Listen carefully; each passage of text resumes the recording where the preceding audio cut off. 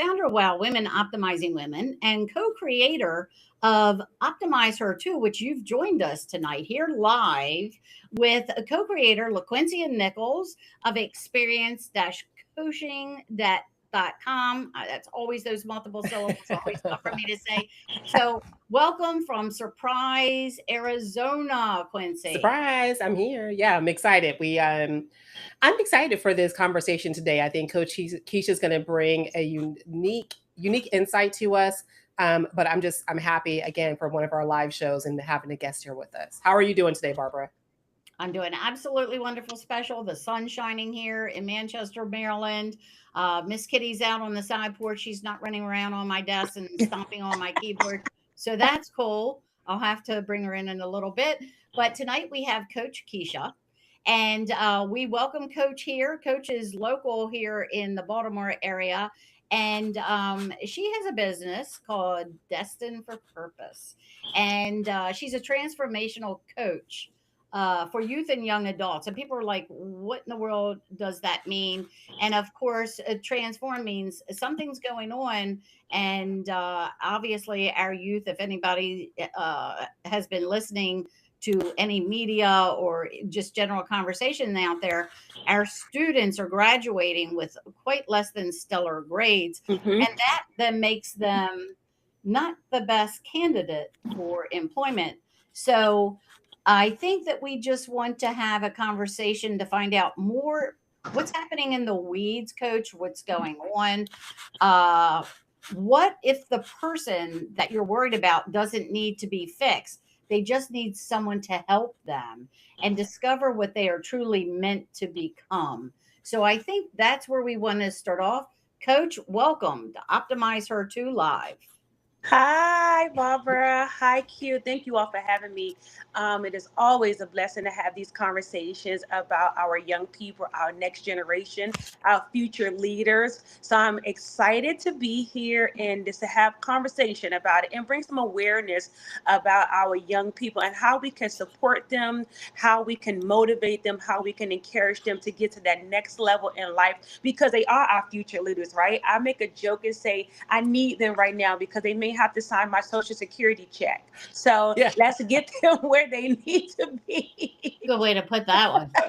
and let's do it now while we are most influential in their life. I like that. And we've already paid into our Social Security. Our employers have Yes. paid into our Social Security's accounts. And it's interesting that a lot of people think this money comes from somewhere in the government. They don't realize it's the taxpayers. Mm-hmm. That's where the funds come. The government supposedly is to budget and monitor that for it. So that's another topic for another day. Whole nother. That's it. Right, a different episode for us. Yes. Most Yes. definitely. So we're I think. and talking about the next generation, because like you said, we want them strong, we want them ready. Mm-hmm. So as a youth and young adult life coach, and founder of Destined for Purpose Life Coach, you've taken this on and that discovery that you are looking for and the emotional resilience, the mindset, and helping these young people develop the skills that they truly need to become confident out there and navigate through life. I love the distinction of this at the core of the work that you do. Yes, thank you for that because one of the things I see and I encounter when I, come in contact with the youth is they don't know who they are. They are afraid of being authentically themselves because they don't fit in with the rest of the crowd. And they are comparing themselves and what they see on social media. So really having that discovery moment, that transformational moment, that aha moment is something that they all need to encounter so that they can stop robbing themselves of comparing themselves to other people. So that discovery piece is necessary. And you got some adults that haven't really discovered who they are, right? True. Really getting them, ahead of the curveball and really getting them to explore their true identity versus their identification, right? I share with the young people there's a difference between identification and identity. When I say your identity, I'm talking about the core of who you are who you're becoming, who you're aspiring to be, versus the color of your skin, your ethnicity, your height, your weight, and your address. That's your identification. And we want to really get into the identity piece of who they are, so that when they see this get rich quick scheme on social media, they understand, right, that takes dedication, hard work, and mainly knowing who you are. So we got to get them away from the fear of genuinely who they are, because they put on the persona of so many other people based upon what they see in the algorithm. Wow, I think that's really, really important, Coach Keisha, because I also agree with you. Number one, I do think there are probably many, many adults who could benefit from having, several sessions with you. But when you speak, I think to me, what's always so capturing is there's so much passion behind what you do. And that always leads me to be curious about why. How did you get to this intersection of coaching and then also really being focused on the youth and serving the younger generation? I myself have young adults, Mhm. and I'm very passionate about it because I understand the dynamic, and I also understand the fear of young people with my own young adults. And during that pandemic moment, they were not ready. They were not prepared on how that looked like, what to do in that particular season in their life. They was inside, which that was something new for them to do, right? They had to adopt and adapt to that situation, and they was not prepared for those obstacles. They were not prepared on how to navigate that particular season in our country, and it really, really put them in a bad mindset, because they Right. went into isolation, and they really, really pulled away. And now when you go to, meet a young person or you talk with a young person, they're like, I just want to stay to myself. I don't want to do X, Y, and Z. And the pandemic has allowed them to develop an internal epidemic where they feel like, I just want to be isolated. I just want the world to leave me alone. I don't want to be Mhm. I don't want to be bothered. I don't want to be a part. I don't want to talk. I don't want to communicate. I just want to do the things that pleases me and keeps me safe. Yeah. That's interesting because I feel like I'm in tune to people of all ages. I've always had somebody older, an older woman in my life, and I've always had a young lady in my life since I was 14 years old, starting with my niece. And then it was my grandmom was my older lady. And I feel that I can cross, unlike a lot of people that can't hold a conversation from one generation to the next or skip a generation. Mhm. And I feel like I'm in tune with what they're facing, but you're dealing directly with it. So from your perspective, what are these people mainly struggling with today? Coming out of high school, they may not even have had a job. Maybe something that can help today's parents and other adults, so that maybe there are things that they don't fully recognize or understand. What are you seeing there? I am definitely seeing identity crisis, responsibility, academic accountability, right? And actually making that transition into adulthood. One of the things that the young people are afraid of is, what does that look like for me moving forward, right? There is so much expectations on young people. However, they have a sense of entitlement. They want the parents to do it for them, right? They do not want to do it themselves. They don't want to be held accountable with filling out the job application. They want everything at their fingertips, and they don't want to work diligently for that. And we have to pull them away from that, because the only way up is not the escalator. You have to take the stairs. You have to learn how to navigate, the troubles. I always tell the young people, the journey to success is failure, and it's okay Oh, as long as you 100%. constantly get up. And all things may seem impossible until it's done. And really, really focus on who you are. And the responsibility piece really comes in at a very, very young age. We got to start, getting them in the mode of being responsible. Hey, pick your shoes up. Hey, put your coat on. Hey, do the things that humans can do, right? Don't allow them to be withdrawn from responsibility, allow them to be permitted into responsibility. And that's some of the things that, our generation of parenting don't do, because we want to shield them from all of the pain and the agony that we went through. So in doing that, we enable them and we make them feel entitled. And that's the worst, position to put them in, because it's not reality. I hear you there, Keisha, because I can think many a times, especially, being in the world pre and post COVID, right, in the corporate Hmm. environment, and seeing how the talent pool evolved, right? We Hmm. had the great resignation of 2020 for a lot of people. And what I've come to learn within my business, especially as I work with entrepreneurs and solopreneurs, especially, right? They have a wonderful sense of who they are within their head. But when you need to bring that sort of out of your mouth, that's where it becomes a bit more challenging. That's where you can really start to hear some of that imposter syndrome, and they haven't really fully thought about their identity besides Hmm. their identifying characteristics. Hmm.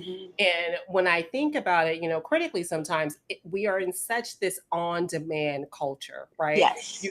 You can immediately find whatever show you want to watch, order whatever food you want to watch. There is no sort of acquiescing in it or adjusting to sort of what is the norm. And I think where sometimes where we do them a disservice is we've been able to just sort of immediately provide a thing that you want, but there are the reps and the muscle that you have to build in between there. And Yes. to your point, right? Like, yes, you fill out the job application, you have to submit it several times. You might get 100 declines That's right. before you actually find that job that brings you on. But that's a part of that muscle building, that character building, building that resiliency. And I think in our effort of wanting to shield our children from the pain, we're also giving them a disservice because the world is not paved in gold either. So there has to be that balance. Yes, and thank you for that, because again, we have to give them permission to be responsible. Right? We Mhm. don't want to move them out of that responsibility, because nowadays the young adults, because it goes from the young adult ages starts between like 16 to 25, 26, you're actually in that adult state. But as a young adult, and the way that the country is structured, it doesn't allow the young people to move out at an early age, right? Now you're seeing young adults or adult children staying home till they're 30. Why? Because they don't have the job. They become very complacent and comfortable and staying in mom and dad's home. They're not responsible for paying any bills. There is no responsibility given to them. And it creates a level of comfort, that it also creates a level of procrastination. If you're going to have the young people to stay with you due to economic, disadvantages, please let them pay a bill. Please put that responsibility at, at their fingertips, so that they're able to get that done. And so that when they step out into the real world, they know that everything is not free. Yeah. Yeah. And I think Interesting that you. Oh, I'm sorry.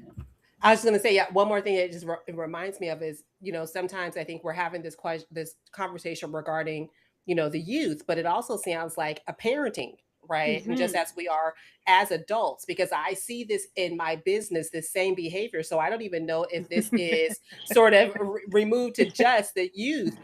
Because what I often find myself telling a lot of business professionals, even when they're talking about the staff they may hire, who are probably some of these young professionals coming into these Hmm. businesses, right? But if you don't set the standard, right? If you have your standard, your expectations, but if there is no consequence for the person not delivering the thing, then truly it is just a request, right? And I Hmm. think sometimes we forget that part of, if you don't do the thing that I'm asking you, what is the consequence? It doesn't have to be anything, extreme capital punishment, but there should be a knowingness of, it's two part. You do it or you don't do it, and there's a consequence if you don't, and there's a benefit if you do. That's right. Yeah. My words many times over. So, as I'm hearing you, I also have to say caveats to Hmm. to sometimes things I say, some things I discuss. If my daughter were Lindsay were here, she would be offended, and other people may be offended because they feel like you're talking about them. When Hmm. their mama bear said, "No, you're going to make your bed. You're 4 years old. You're Yeah. going to do what you can. You're going to put your clothes away." and they became strong adults when they went out into the workplace. They were given, they wanted to rent. Mama Bear said, no, you're buying, we'll make it happen. When we were growing up, 4 or 5 of us lived in a house together that we rented.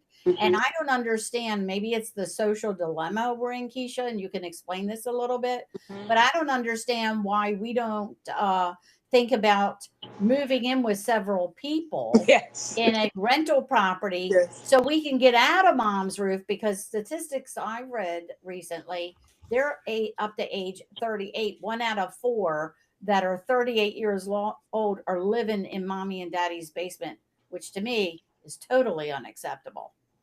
Absolutely. And it is the fragility of the young people. They're very fragile.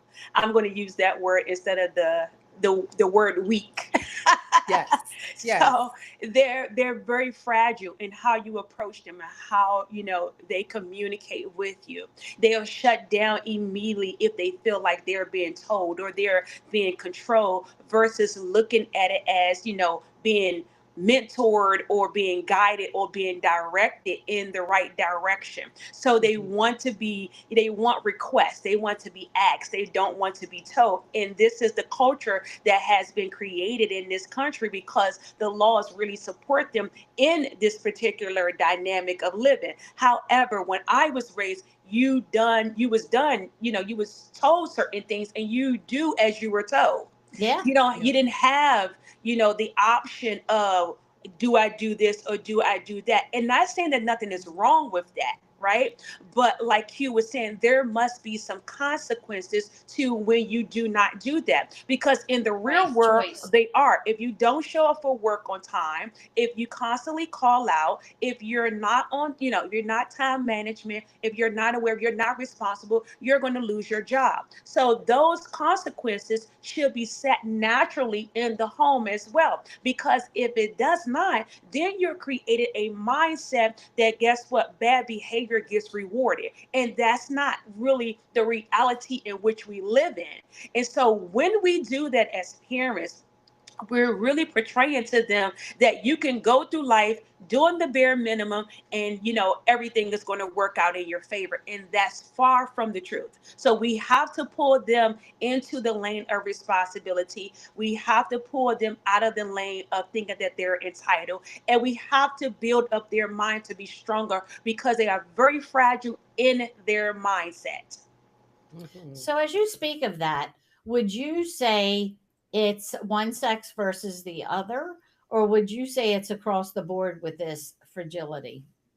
I definitely think it is more so of both sex, in my Yeah. opinion.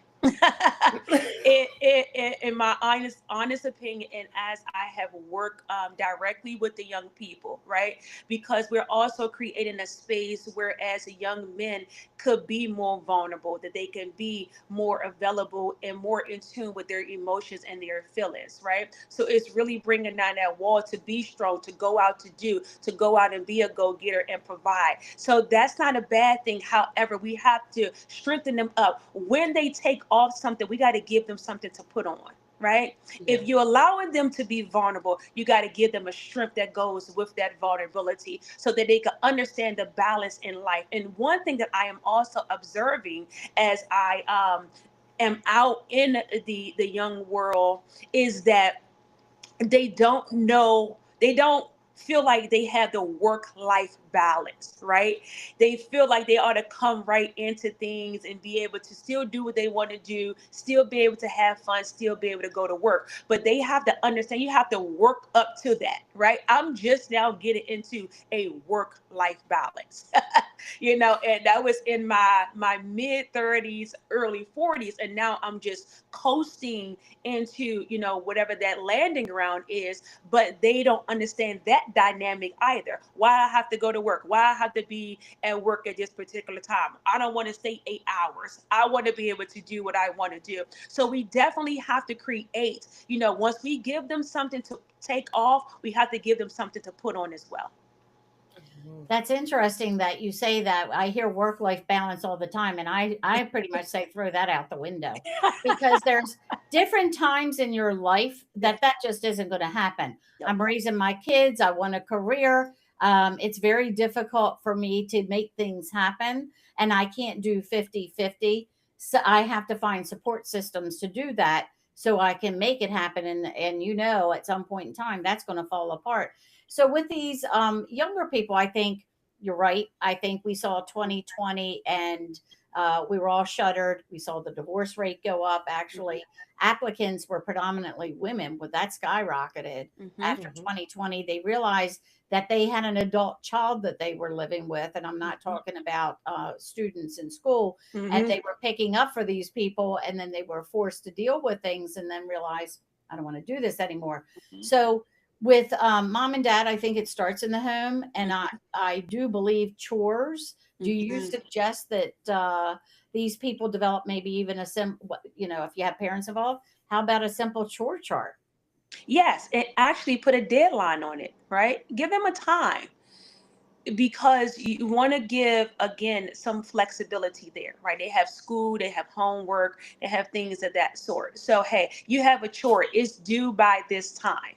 So that they would be able to implement time management in that space as well, right? Okay, I have a chore, it's due by 7 o'clock. I get off, or I get home from school at 3 p.m. or 3:30. I still have some wiggle room to do my homework, talk to a few friends, and still get my chores done, right? Implementing the time management piece is highly recommended, because I think they function better with that, because it doesn't sound like I'm demanding you to do anything, right? I'm telling you, but you don't know, understand that you're being told. However, it does create the flexibility to give them some time to unwind and still be responsible, as well as integrate the time management piece in there. That's the crafty way of doing it. I love that, Coach Keisha, because I do think oftentimes a lot of times when I'm speaking to people, I'm telling them you need to lead your business from the front. You need to be the demonstration of the behavior that you want to see.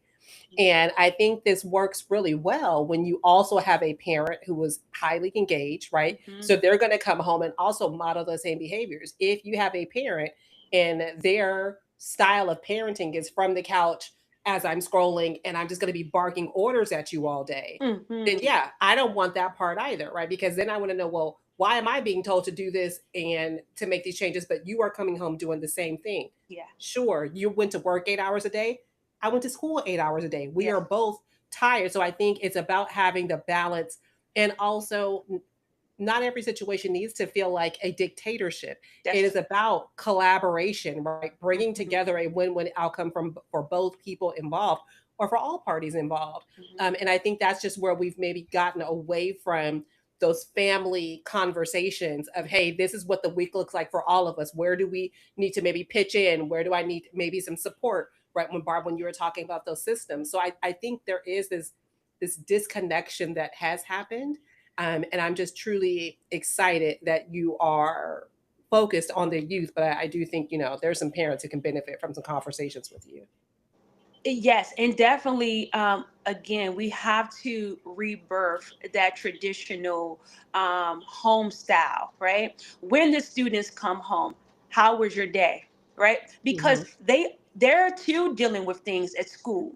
They're Yes. dealing with incarcerated parents. They're dealing with a grandparent that may be sick. They may be dealing with some friends that may be going through something that has been shared through conversation, that they are now taking on, their friends' load. They may be asked to do certain things that they don't feel like, they're capable of doing, but want to do, but due to, unforeseen circumstances, they're unable to meet those expectations. So I really want the parents to keep in mind that the students are dealing with things as well, right? Whether it's a broken home, whether it's divorce, whether it's molestation, whether it's peer pressure, whether it's bullying, they too are dealing with things, and take that into consideration, and don't just offload as a parent and think that because you have the authority to tell your child what to do, that they're not having a bad day as well, just because they don't have to pay bills. Right. Yeah.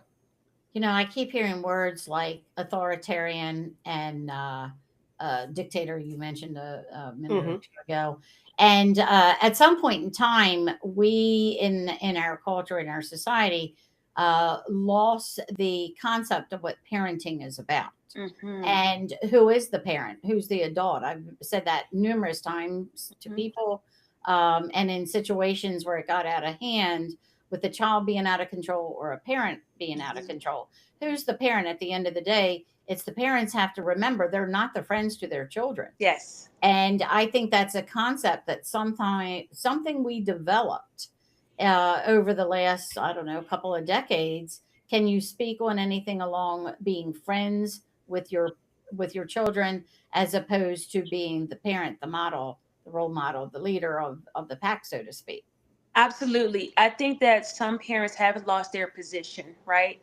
They don't know what their position is, whether it's the friend or the parent, and they try to blend the two together, and it really confuses the young person because remember, young people learn by what they see and not by how they hear it. And psychologically, when you're not leading by example and you're telling them to do one thing but you're living a double life, or you're talking with two tongues, it's really hard to get them to do what you're requesting them to do. Yeah.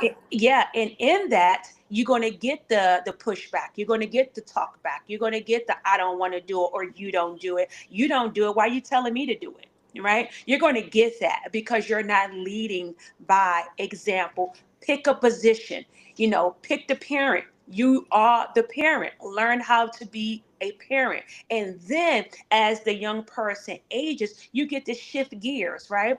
I have learned how to shift gears as a parent. I no longer parent my 22-year-old and my 26-year-olds the way I used to parent them when they was in grade school. And you have to learn how to shift those gears. I'm now a chief mother advisor. I no longer, I no longer tell them or request of them to do. I advise them and I suggest. And I allow them to make adult decisions based upon their life. And when they discover that, hey, oops, I made a mistake, they get to learn from that mistake, grow from it, not to be a repeated offender. However, when I was a parent of younger school age kids, I was a parent. I was not a friend. I was a disciplinary, because all students, all children want structure. You got Yes, to they give them do. structure. And when you Yes. do not give them structure, they will find a strategy to do whatever it is that they want to do, and they'll try to figure it out along the way. And when they try to figure it out along the way, they're going to learn it the hard way, and then they're going to begin to look for love and that structure in the wrong places. Yeah. Good point. My son used to call me the parental unit when he was younger, and he said, we live with two parental units, but we know who the best parental is now, mother. Yes. And he said that, man, when he was like 5 years, no, he was in fifth grade, excuse me.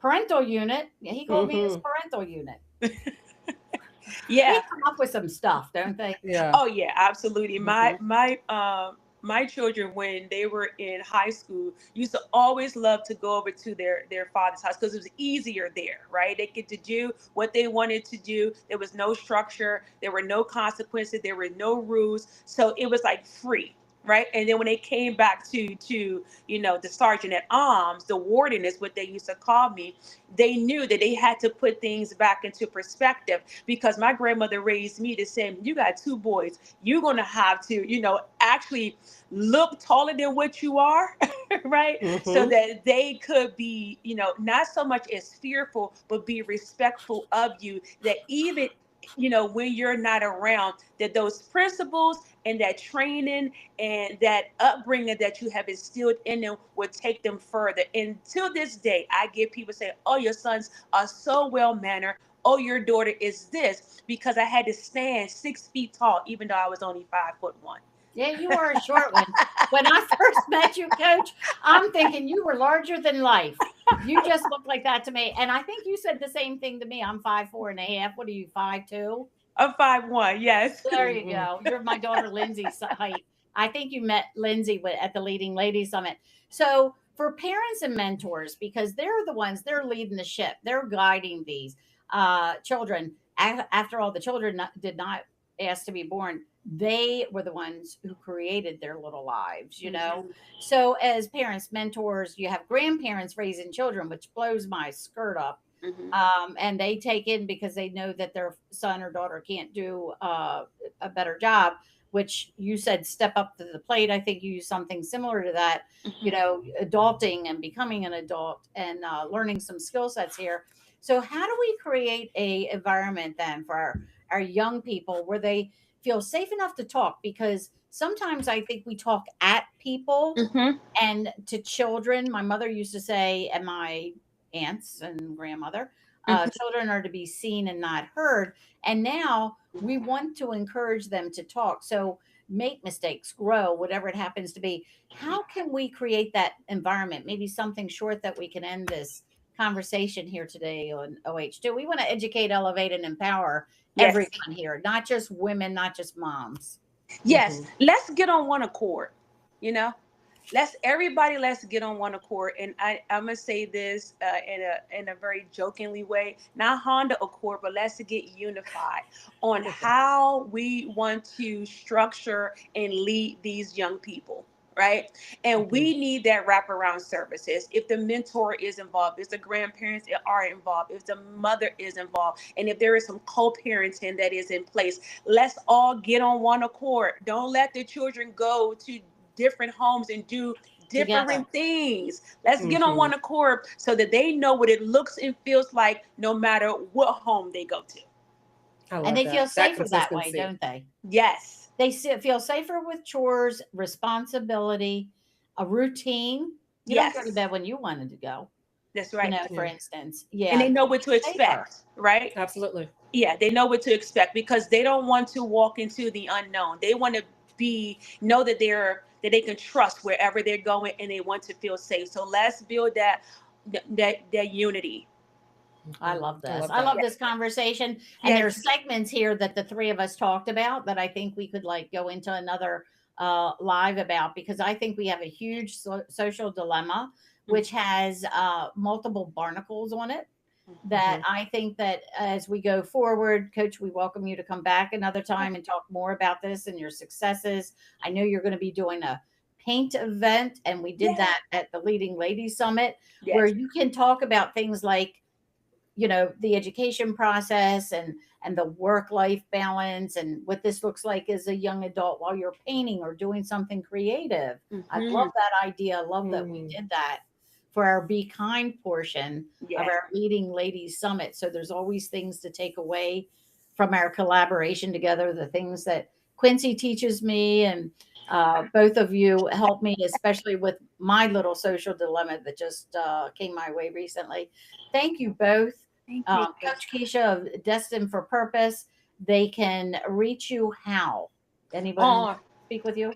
Yes, on all social media platforms. I'm at D for PLC on Instagram. I'm at Coaching by Keisha on Facebook. I'm at Coach Keisha on LinkedIn.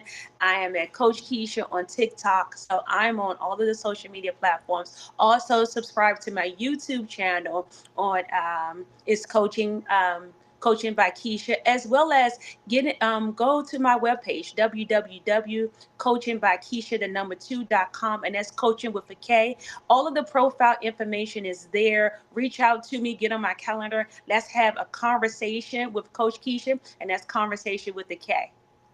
I love it. And of Love course, it. Quincy, co-creator here of Optimize Her too. I just wanted to announce too for anybody out there listening to us. Here it is, Tuesday, August 25th, and I didn't have an opportunity to make this announcement last week. But Quincy and I, this was our first anniversary. Oh, August congratulations. 19th was our very first podcast. And Congratulations. it's wonderful leading ladies like the two of you and the audience, our viewers that have made it go this far. I feel like we've made a major milestone in podcasting and we're still thinking it through. We're Yes. We're still still thinking thinking, it through, and here's the thing: we're not even done. We're really just getting started in regards to all of the different conversations, all of the different guests that we want to bring on. Barb, thank you for everything of just being a wonderful partner and shepherd of this podcast, and creating a space for me to be able to come in, throw my AirPods in, click on my mic, and be able to continue to have these conversations. You are truly a powerful woman Yes. and a creator and a connector. And I very much so appreciate you. Thank you for a fabulous year. And I look forward to many, many more. And I'll mimic Patrick Swayze in Ghost. Ditto. My favorite. All right. I love it, ladies. Take care. Have a pleasant evening, everyone. Stay well. Thank you.